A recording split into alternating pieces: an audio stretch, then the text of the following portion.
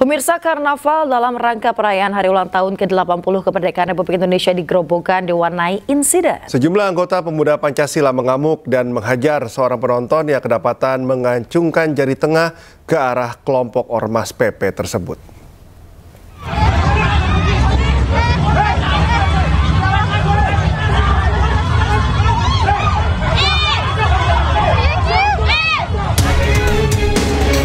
Sejumlah anggota ormas yang sedang mengikuti tiba-tiba mengeroyok seorang pemuda yang duduk di deretan penonton. Insiden ini membuat karnaval terhenti dan penonton terutama kaum wanita panik. Korban berhasil melarikan diri setelah beberapa anggota ormas dan warga yang menonton berusaha melerai. Menurut keterangan warga, korban menjadi korban pengeroyokan setelah mengacungkan jari tengah ke arah rombongan ormas. Setelah suasana kondusif, rombongan ormas melanjutkan perjalanan karnaval hingga garis finish. Dari Grobogan, Jawa Tengah, Rustaman Nusantara, iNews melaporkan. Pemirsa, pasca aksi unjuk rasa mahasiswa di Kota Bogor, Jawa Barat yang berujung ricuh, gedung Balai Kota Bogor menjadi sasaran vandalisme hingga dipenuhi coretan cat semprot. Padahal gedung tersebut merupakan cagar budaya yang dilindungi undang-undang.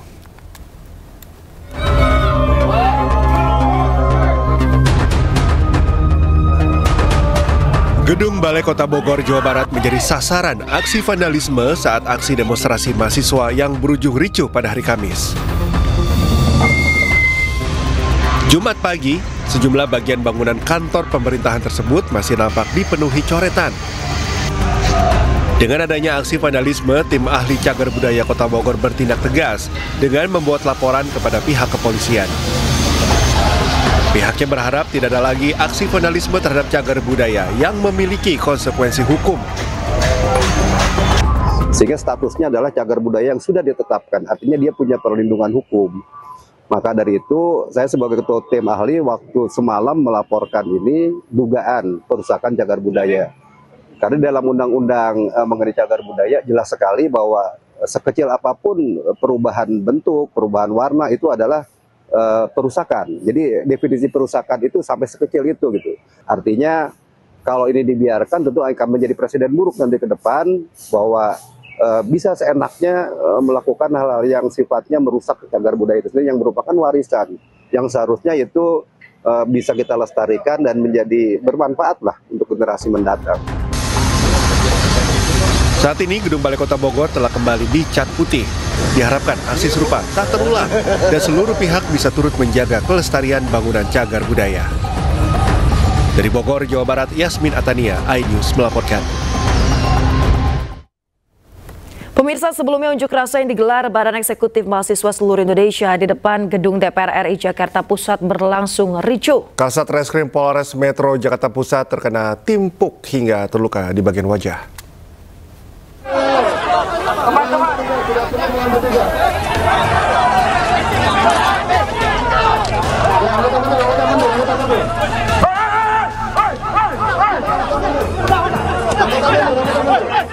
Kasat Reskrim Polres Metro Jakarta Pusat AKBP Robi Heri Saputra tersulut emosi saat ia berusaha mencegah mahasiswa melakukan pelemparan botol air mineral bernegosiasi dengan perwakilan mahasiswa di gerbang gedung DPR RI Jakarta Pusat justru disambut perlawanan. Ia terkena lemparan air dan botol yang mendarat tepat di wajah hingga melukai bibirnya. Beruntung petugas reserse lain berhasil meredam keributan hingga baku hantam bisa terhindarkan. Kericuhan dipicu kemarahan massa mahasiswa yang tak terima dilarang petugas membakar ban bekas.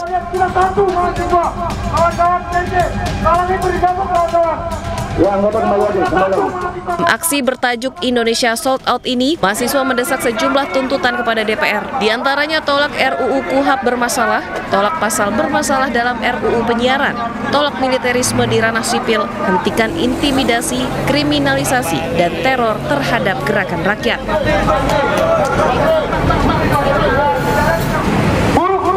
Meski sempat berlangsung ricuh dan menegangkan, aksi yang dijaga ketat ribuan personil polisi itu berakhir dengan tertib. Dari Jakarta, Rani Sanjaya, iNews melaporkan. Kita ke informasi mancanegara. Pemirsa, pesawat tempur Israel kembali membombardir sebuah kamp pengungsi di Deir al-Balah, Gaza, Palestina. Inilah detik-detik serangan udara Israel yang kembali mengguncang Gaza Tengah.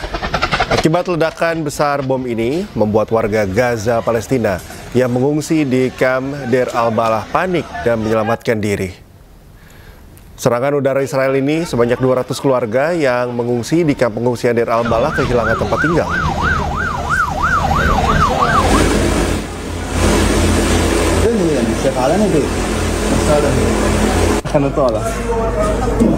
Sementara itu di kawasan Sheikh Radwan, Gaza, Palestina, sebuah drone milik Zionis Israel terekam kamera ponsel milik warga Gaza saat menjatuhkan bom ke rumah-rumah warga.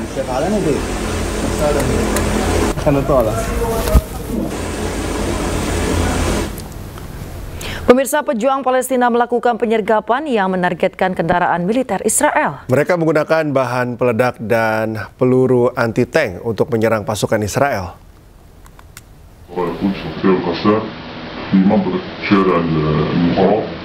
Brigade Al-Quds bekerjasama dengan Brigade Al-Qassam melakukan penyergapan yang menargetkan kendaraan militer Zionis Israel. Penyergapan tersebut dilakukan di timur distrik Al-Sujaya di kota Gaza, Palestina.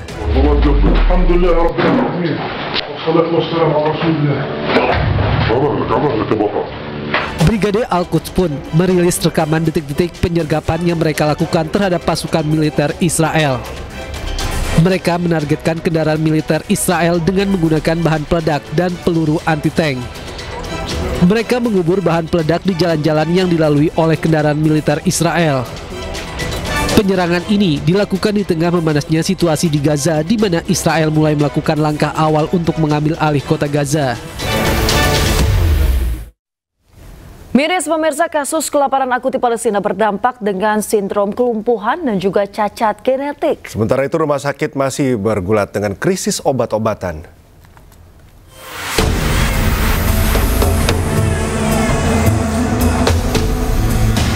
Satu persatu anak-anak Gaza mulai terkena sindrom lumpuh layu atau akut falasit paralis. Berdasarkan catatan di Rumah Sakit Nasser Khan Younis, lonjakan kasus ini semakin tinggi. Penyakit ini bermula dari tungkai bawah, kemudian menyebar ke tungkai atas dan otot dada. Hal ini sangat berbahaya karena bisa mengakibatkan kelumpuhan pada pernafasan. Sementara itu, pihak rumah sakit masih bergelut dengan krisis stok obat-obatan. تم أخذ عينات من البراز من هؤلاء الأطفال وإرسالها إلى داخل الخط الأخضر وإلى الأردن.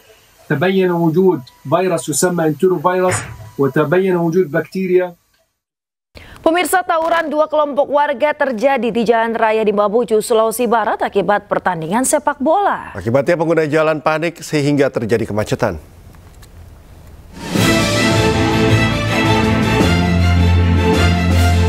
Dalam video amatir, bentrok antar dua warga Kampung Kuridi dan warga Kasambung ini saling membawa senjata tajam di Jalan Poros, Tapalang, Mamuju. Bentrokan terjadi sekitar setengah jam ini membuat suasana mencekam. Warga yang tengah membawa kendaraan panik menyelamatkan diri. Sementara pengguna jalan lain terjebak kemacetan panjang lantaran takut melintas. Polisi menuju lokasi kejadian berusaha menenangkan warga yang bertikai. Bentrokan antar dua warga kampung ini merupakan yang kedua kalinya akibat pertandingan sepak bola. Bentrok kembali terjadi, warga membawa senjata tajam dan saling serang. Polisi masih berjaga untuk mengantisipasi bentrokan susulan. Masyarakat diimbau untuk tetap tenang dan tidak mudah terprovokasi.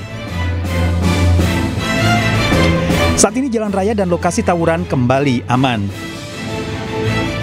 Dari Mamuju, Sulawesi Barat, Andika Habda, iNews melaporkan.